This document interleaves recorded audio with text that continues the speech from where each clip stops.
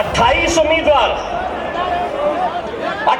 उम्मीदवार पूरे महाराष्ट्र के अंदर सबसे ज्यादा मुसलमान उम्मीदवार अगर खड़े किए गए तो वो औरंगाबाद की पूर्व सीट से, जहां मजलिस इत्तेहादुल मुस्लिमीन ने मुझे खड़ा किया है, वो कोई और होंगे सुनने वाले। इम्तियाज जलील नहीं सुनेगा, तुम्हारे बाप से आंख में आंख डालकर टक्कर देगा। पैसा नासिर के खिलाफ एकनाथ शिंदे की तरफ से आ रहा है कि इनको खरीदो, इनके वोटों को तकसीम करो, इनको बांटो। बाजार में कुत्ते और बिल्लियों के बच्चे बिकते हैं, शेर के बच्चे बाजार में।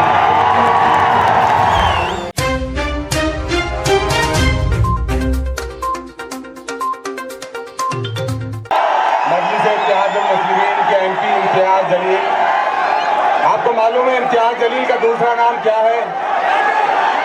नहीं, इम्तियाज जलील का दूसरा नाम किस्मत है। किस्मत हमेशा इन पर मेहरबान रही है।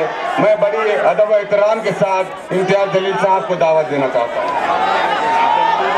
अस्सलाम वालेकुम वरहमतुल्लाहि वबरकातुहू। हबीब मिल्लत जनाब अकबरुद्दीन अवैसी साहब, मैं अकबर भाई जब मेरे बाजू आकर बैठे तो मैंने अकबर साहब को बताया कि अकबर साहब, ये इतने सारे आपके चाहने वाले हैं, लेकिन इनसे ज़्यादा चाहने वाले ये जो स्टेज के ऊपर खड़े हुए हैं ये लोग हैं। महाराष्ट्र के अंदर आंधी आ जाए, तूफान आ जाए, कुछ भी आ जाए, खबर में तो मेरा अकबर ही रहने वाला है। बहुत दिनों से इंतजार था तुम्हें कि कब आएंगे, ये लोग आ गए। अकबर अवैसी साहब, ये चिराग को देखकर मचल रही है हवा। मेरे शहर में कुछ दिनों से बहुत तेज चल रही है हवा। बना रहे हैं किस्से जो मेरी नाकामियों के, उन्हें क्या खबर है कि रुख बदल रही है हवा। अल्हम्दुलिल्लाह, मैं सबसे पहले तो अल्लाह रब्बुल इज़्ज़त का तहे दिल से शुक्रिया अदा करता हूँ। मैं जितना अल्लाह का शुक्र अदा करूँ वो कम है। ये मोहब्बतें, ये दीवानगी, ये जुनून पिछले 10 साल से आपने इसमें कमी नहीं, बल्कि हर बार ये बढ़ती ही जा रही है। आपने मुझे मौका दिया, बैरिस्टर असदुद्दीन अवैसी साहब, अकबरुद्दीन अवैसी साहब ने मुझ पर एतमाद जताया। 2014 में एमएलए बनाकर आप लोगों ने भेजा। 2019 के अंदर जब सारी दुनिया कहती थी कि एमपी बनना आसान नहीं है, लेकिन मेरे ये गयूर मुसलमानों ने, दलितों ने, पिछड़ों ने एक आवाज लगाई और अल्हम्दुलिल्लाह आपने पार्लियामेंट के अंदर मुझे भेजा। 2024 में जब हमें नाकामियों का सामना करना पड़ा तो यकीनन आप भी मायूस थे, मुझे भी अफसोस था, लेकिन उसके बावजूद भी मैं ये लेकर आगे बढ़ा कि आज जो भी होता है, अल्लाह जो भी करता है वो बेहतरी के लिए करता है। जो भी फैसला अल्लाह का होता है उसमें उसकी रजामंदी होती है। शायद हो सकता है कि अल्लाह ने वहां नाकामयाब किया था तो यहाँ कामयाब करने वाला है। अल्लाह ने यह सोचा होगा कि बैरिस्टर असदुद्दीन अवैसी साहब पार्लियामेंट में अकेले संभाल सकते हैं। असद साहब का वो बयान आज भी मेरे मोबाइल में है, जब असद साहब ने कहा था कि मुझे अफसोस है कि मेरा बाजू इम्तियाज जलील मेरे साथ में नहीं है। दोस्तों, मैं आज पूरे यकीन, पूरी जिम्मेदारी, एक सच्चाई के साथ मैं आपको ये बात बताना चाहता हूँ। लोकसभा का इलेक्शन हारने के बाद मैंने असद साहब से कहा था कि असद साहब ने 10 साल ये आवाम ने मुझे अपने दिल में बसा कर रखी है, अपने कंधे पर बिठाकर मुझे 10 साल रखी है, अब किसी और को मौका देंगे। लेकिन असद साहब ने मुझसे कहा था कि इम्तियाज, आज महाराष्ट्र के अंदर जो हालात है, महाराष्ट्र के अंदर जो फिरका परस्ती है, कोई आवाज उठाने के लिए तैयार नहीं है। उन्होंने अपना हुक्म दिया कि किसी भी हालत के अंदर तुम्हें महाराष्ट्र की विधानसभा के अंदर जाकर इन लोगों की आवाज बनना है और लड़ना है हुकूमत से आंख में आंख डालकर। मेरे कायद का हुक्म सर आंखों पर। लेकिन आप उस साजिशों को भी समझिए कि जो आज एक उम्मीदवार को मजलिस को खत्म करने के लिए कैसे कैसे हथकंडे अपनाए जा रहे हैं, क्या साजिशें खेली जा रही है। नासिर सिद्दीकी साहब जब उनके खिलाफ 2 उम्मीदवार खड़े हुए, राजनीतिक तौर के ऊपर कट्टर दुश्मन, वो एक हो गए, एक प्लेटफॉर्म के ऊपर आ गए और उन्होंने कहा कि अगर हम दोनों लड़ते रहे तो ये जीत जाएगा, मजलिस जीत जाएगी। वो जो इतने इतने हिस्सों में बटे हुए हैं, वो एक हो रहे हैं, जिसका एक अल्लाह, जिसका एक रसूल। हम कैसे बट रहे हैं, हम क्यों बट रहे हैं, कौन बांट रहा है हमें। 28 उम्मीदवार पूरे महाराष्ट्र के अंदर, सबसे ज्यादा मुसलमान उम्मीदवार अगर खड़े किए गए तो वो औरंगाबाद की पूर्व सीट से, जहां मजलिस इत्तेहादुल मुस्लिमीन ने मुझे खड़ा किया है। 28 खड़े नहीं हुए, खड़ा किया गया है।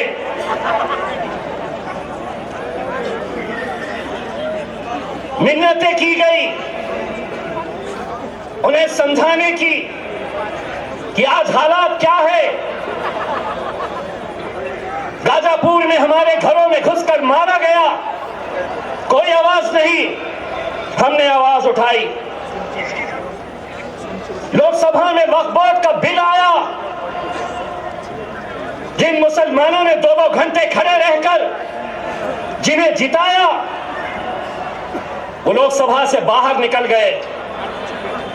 विधान परिषद महाराष्ट्र का पहली मर्तबा 40 सालों में एक भी मुस्लिम एमएलसी, एक भी मुस्लिम विधान परिषद के अंदर नहीं भेजा गया। रामगिरी जब हमारे हुजूर के खिलाफ, नबी करीम सल्लल्लाहु अलैहि वसल्लम के खिलाफ गुस्ताखी करता है, कोई नहीं, कोई नहीं, कोई नहीं आगे आया। अरे हमारा वजूद, हमारी पहचान, हमारी शिनाख्त, हमारी जिंदगी जिसके लिए कुर्बान है, उसके खिलाफ गुस्ताखी हो रही है, तो भी हम अपनी नफरत की राजनीति में बटे हुए हैं।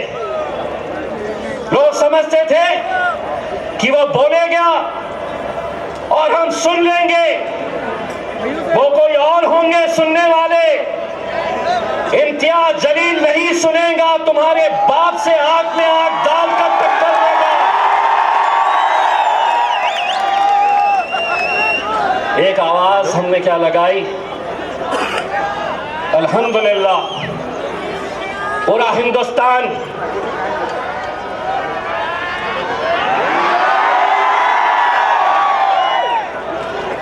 पूरा महाराष्ट्र, बोले इतने कहां से आए, इतने एक पैगाम देने के लिए हम निकले थे और एक बार फिर से कह रहे हैं, एक बार फिर से कह रहे हैं, आप हमें गाली दो, हमारे खिलाफ बोलो, हम सुन लेंगे, लेकिन हुजूर के खिलाफ अगर कोई गुस्ताखी करेगा, ईद का जवाब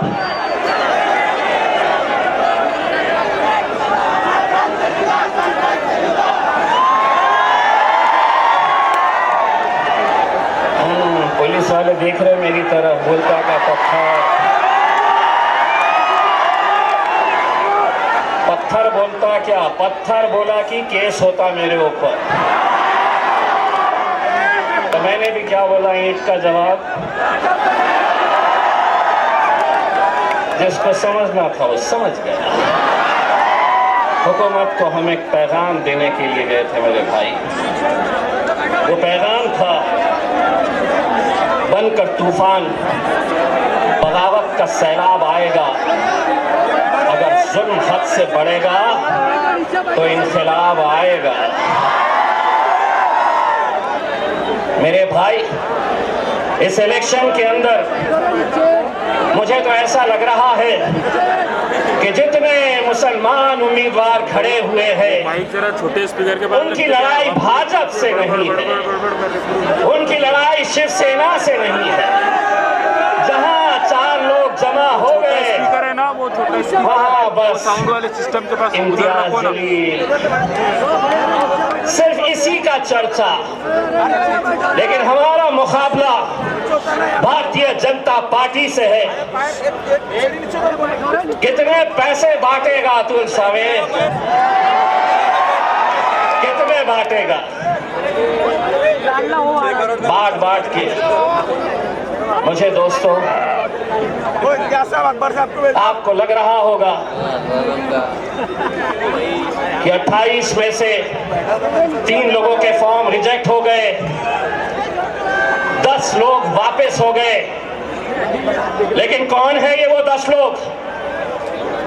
मैं नाम के साथ बताता हूं। समद बागवान इलेक्शन में क्यों खड़ा है? बोले मार्केट यार्ड में मैं फोन करता हूं तो कचरे की गाड़ी आती है, इसलिए मुझे एमएलए बनना है। मैं ऐसे लोगों को आपके सामने लाना इसलिए चाहता हूं कि कल 3 बजे तक जब वापस लेने का फॉर्म वापस लेने का वक्त था, मेरे लोग जा जाकर गिड़गिड़ा रहे थे।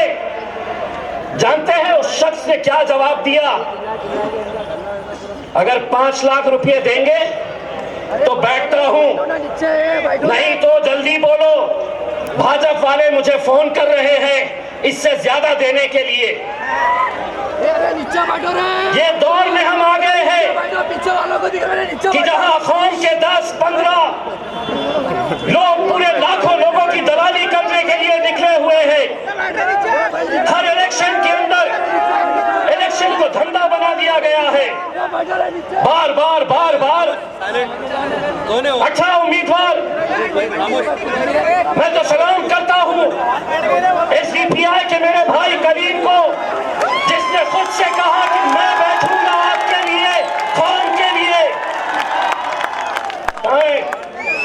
आप बताइए, मैं सवाल करता हूं ऐसे नौजवानों का।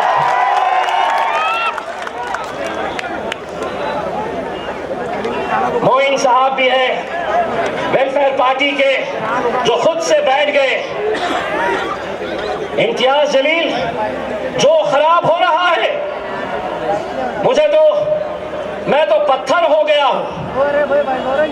जहां पर भी आईना फूटता है, इल्जाम मेरे को आ जाता है। इम्तियाज जलील वहां इतने सीट क्यों खड़े करा, यहां इतने कम क्यों खड़े करा? 288 सीटें हैं महाराष्ट्र के अंदर। असद साहब ने ऐलान किया, हुक्म दिया कि सिर्फ हम 16 सीटों के ऊपर इलेक्शन लड़ेंगे।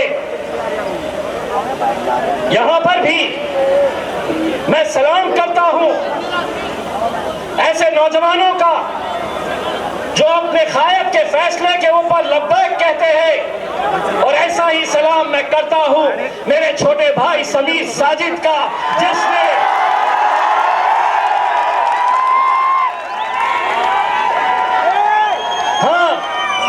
समीर साजिद भी नाराज हुआ, उसे भी थोड़ा गुस्सा आया। जानते हैं जिस दिन असद साहब का फैसला आया उसके दूसरे ही दिन शहर के जितने भी मजलिसी मुखालिफीन हैं उन्होंने समीर को फोन किया और कहा कि अब तू हमारे साथ आ जा, हम दिखाएंगे मजलिस को, हम बताएंगे असद साहब को, अकबर साहब को और इम्तियाज जलील को। लेकिन ये नौजवान लड़के ने कहा कि मैं पहले भी मजलिस में था, आज भी मजलिस में हूं और कल भी मजलिस में रहूंगा। समीर भाई, तुम्हारी कुर्बानी मजलिस भूलेगी नहीं। इलेक्शन जिस दिन खत्म होगा इंशाल्लाह दूसरे ही दिन तुम्हें महाराष्ट्र की एक बड़ी जिम्मेदारी दी जाएगी इंशाल्लाह। मेरे भाइयों, कुछ उम्मीदवार आप देख रहे होंगे टिकट नहीं दिए,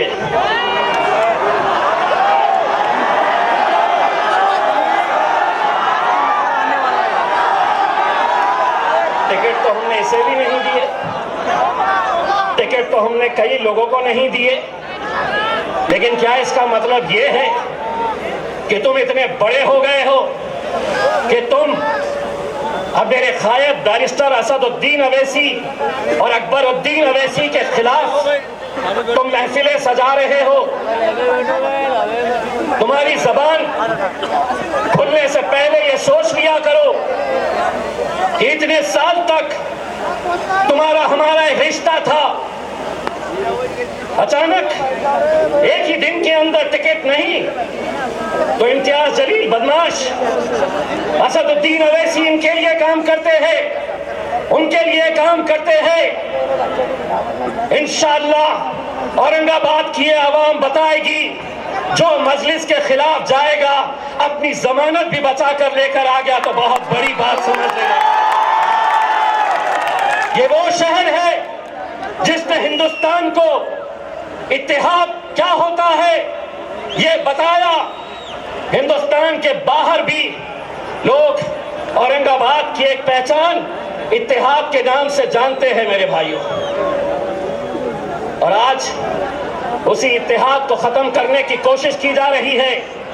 पैसा भारतीय जनता पार्टी दे रही है, पैसा नासिर के खिलाफ एकनाथ शिंदे की तरफ से आ रहा है कि इनको खरीदो, इनके वोटों को तकसीम करो, इनको बांटो। ये लोगों ने शायद मेरा डायलॉग सुना नहीं। देवेंद्र फडणवीस, एकनाथ शिंदे, नरेंद्र मोदी बाजार में कुत्ते और बिल्लियों के बच्चे बिकते हैं, शेर के बच्चे बाजारों में बिकते हैं। ये बाजारों में खरीदे नहीं जा सकते। आज मीडिया वाले ने आकर कहा, आपको पता है औरंगाबाद की ये सीट भारतीय जनता पार्टी के लिए बहुत मायने रखती है और आपको हराने के लिए बड़े बड़े नेता आने वाले हैं। मैंने कहा कौन आने वाला है? तो बोले योगी आने वाला है।